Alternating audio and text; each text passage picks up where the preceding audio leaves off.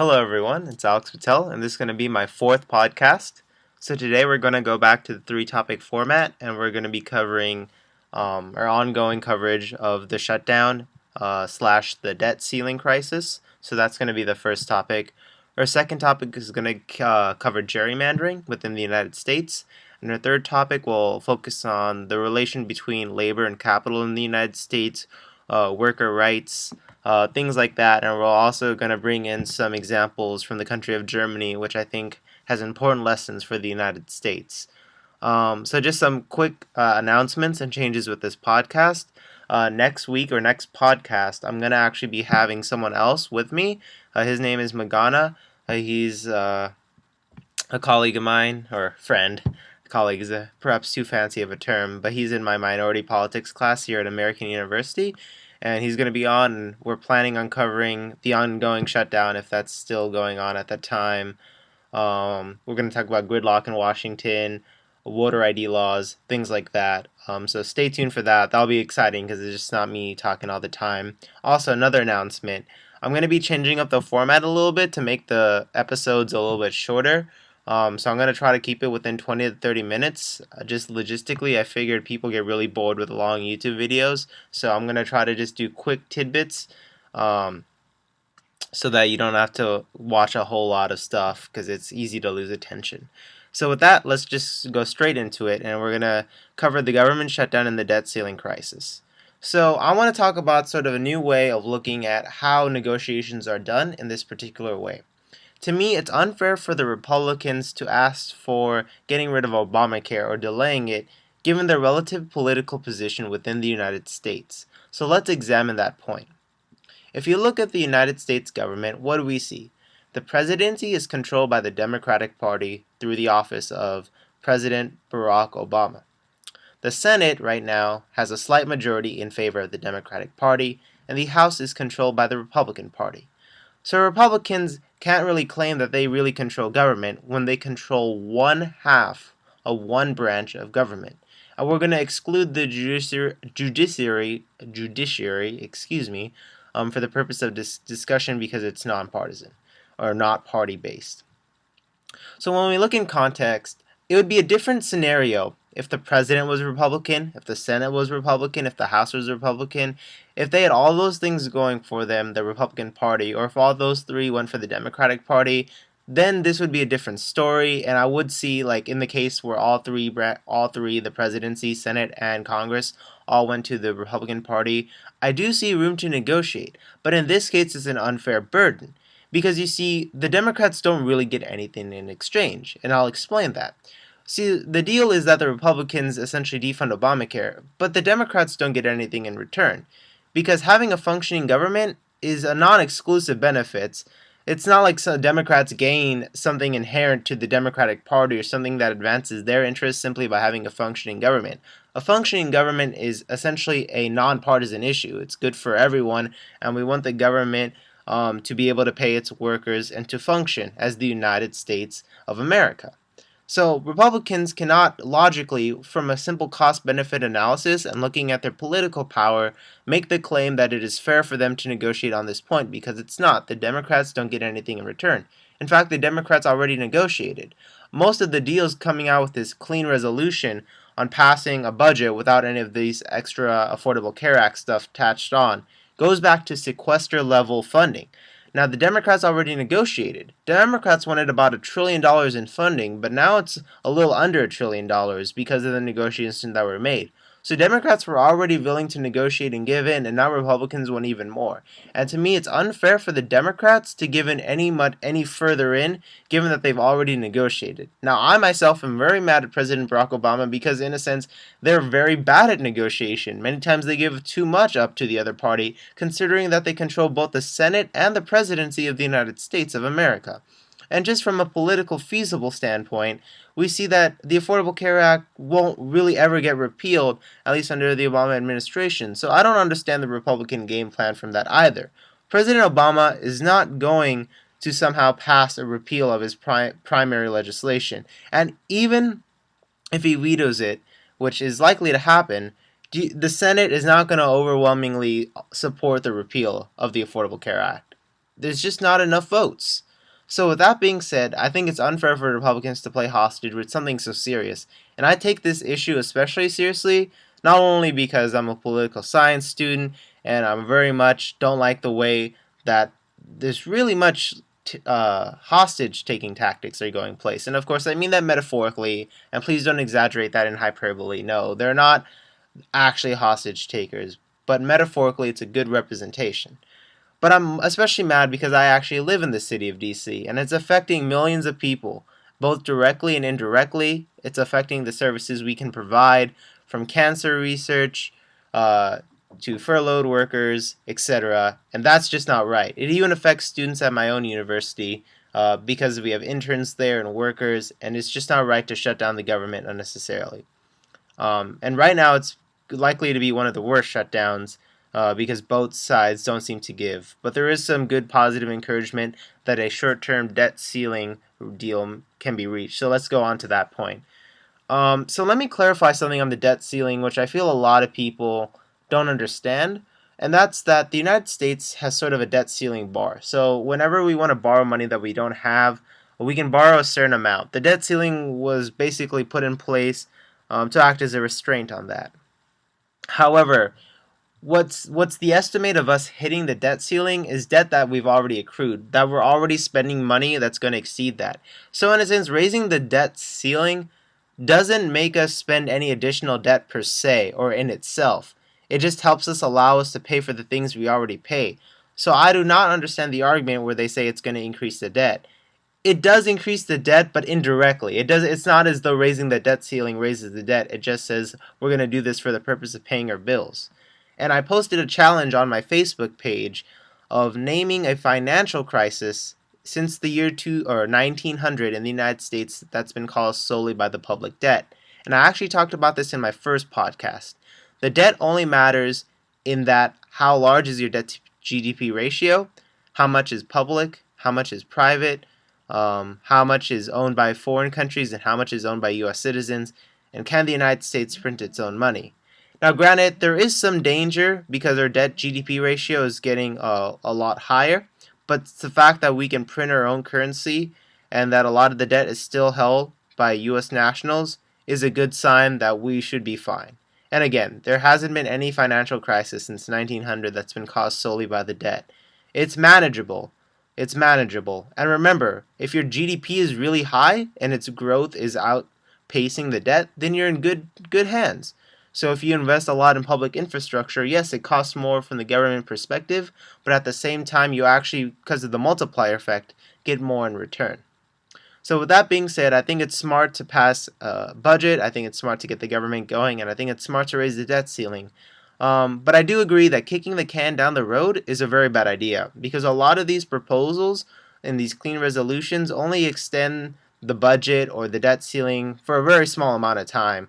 I believe the current proposal right now is to extend it to sometime in January. But again, then you're just going to have the same problem in January. I want to see a long-term solution. In fact, I wouldn't mind seeing the debt ceiling automatically increased as we see fit so we don't have to worry about that. And I would also like to see some laws reforming the way we do budgeting procedures so that there can't be this whole hostage taking situation. I would like to see a procedural rule where any bill directly dealing with the budget directly and in terms of the government funding is automatically put to a vote in both the House and Senate. That way the flow of legislation goes a lot faster. So that covers the first area, and please comment, please argue with me or agree with me. I like your feedback, and I'll talk about more of that at the end. So we're going to move on to our second topic of gerrymandering. So gerrymandering is sort of the effect where a lot of times politicians will draw boundaries for congressional districts in the House of Representatives and also the respective state legislatures for the purpose of political gain so that they can carve out safe districts. And this has become an increasing problem. Now, I've read up a lot of research on this in part because I've been taking a few classes on this. I've been doing a lot of academic reading on what exactly is going on, and we definitely do see some problems. You might be surprised to see that Democrats actually got a larger percentage of the vote in the House of Representatives for House elections in 2012 than the Republicans. However, they only got a minority of the seats. And the way that turned out is because of the gerrymandering system. And unfortunately, it's a very not proportionate system. Now, ideally, I would like to see some sort of proportional representation or ranked choice sort of measure. However, these are more long-term solutions, and I don't expect these to pass anytime within the next few decades. However, there are some solutions that some states have adopted that I think do a great job. Now, I do got to give a shout out to California, my home state, because I think they're doing the smartest move that a lot of political scientists across the spectrum agree with. So what California does is they have an independent commission that draws up the boundaries for congressional districts and perhaps some other districts, but I know they definitely do that for House of Representative districts. So they have an independent commission that's devoid of partisan lines that draws these districts. And what they saw is actually in the 2012 elections that the the actual electoral vote of the percentage who voted for Democrats and the percentage who voted for Republicans lined up almost precisely, or pretty proportionately to the number of seats won by the Democrats and the seats won by the Republicans. So that's a pretty sound, reasonable, and non-controversial strategy. This isn't a partisan issue of raising or lowering taxes. This is about having a functioning democracy that I think both sides can agree upon. The problem is a lot of states, especially the New England area and parts of the South, have systems where the state legislators, which are partisan, drop the boundaries, which is extremely unfair. Illinois has a problem with the Democratic Party really in control, but many times we've seen these abuses by the Republican Party in the South. And even in more moderate states like Pennsylvania or Wisconsin, we've seen problems in Virginia and North Carolina. So gerrymandering is a big problem, and I think independent commissions are the way to go. And I definitely look at the California model, because I believe Arizona also has an independent commission, but they don't get good results. So I believe looking at the California model is the best way to go, and you see political scientists across the board advocating for a California model and praising California, at least in the recent elections, for having an accurate results. Now, time will tell what paves out the best, but from the research that's been done, the more partisan, the more that the partisan power controls how the boundaries are drawn, the worse it is. And the more you have independent commissions, the more proportional it is. That is, the percentage of votes in the electorate matches the seats. So if we actually had a proportional system, Democrats actually would have won the House by a slight majority in 2012. But unfortunately, that was not the case. So that being said, I think that adequately covers gerrymandering, and it's definitely a big problem. And I think we need to have a better representative districts to represent the will of the people. And hopefully in the next podcast, and hopefully with Magana coming on, we'll talk about voter IDs and sort of problems within voting itself. We'll talk about how the election is scheduled on a Tuesday, which is not the best day to have an election, considering it's in the middle of the week. And we'll talk about things like that. So keep in tune for the next podcast. So now we're going to go on to a third topic, and that's going to be the relationship between labor and capital in the United States. Now, this is a big topic, and I want to cover different subgroups definitely throughout other podcasts, but I'll just talk about it generally today, and hopefully we can get this podcast wrapped up in an adequate time. So, unfortunately, labor and capital have been fighting a lot more and more in the United States. Its relationship is definitely strained. We see a rising number of corporate profits, yet the minimum wage has stayed stagnant, and worker protections have also stayed stagnant. In fact, if you adjust for inflation, the median income in the 1990s was higher than it is currently. And that's devastating. That essentially means the rich are getting richer and the poor are getting poorer. Literally. That's not, again, that's usually used as a idiom or a phrase. That might be an exaggeration, but in this case, if you look at the actual economic data, it's true. It's not a lie. The rich are getting higher number of profits, a higher percentage of the income, while the poor are actually getting poor if you adjust for inflation, which is real dollar terms. So one thing I'm excited about is that President Obama nominated Janet Yellen for the Fed chair position. Now I was ecstatic about this. I was been telling my friends I didn't think Obama had the courage to do this. I was saying Janet Yellen needs to be on the Fed. Janet Yellen needs to be on the Fed. And it happened. And I'm excited.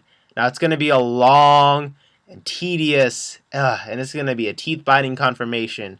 But if she gets in, I will be a very happy man, because she has a lot of experience. She understands the problem is with employment, and she understands what's needed to. The Fed has the power to really help the economy, and she's done just great work, and she has a lot of experience. She's the vice chair of the Fed. She served as the head of the San Francisco Fed. She has so much experience too, and she's a brilliant woman. She studied under one of my favorite economists of all time, Joseph Stiglitz. She's just a standout woman, and she would make history as the first United States female head of the Fed ever. And I'm just so excited for that, and we definitely need a change in that direction.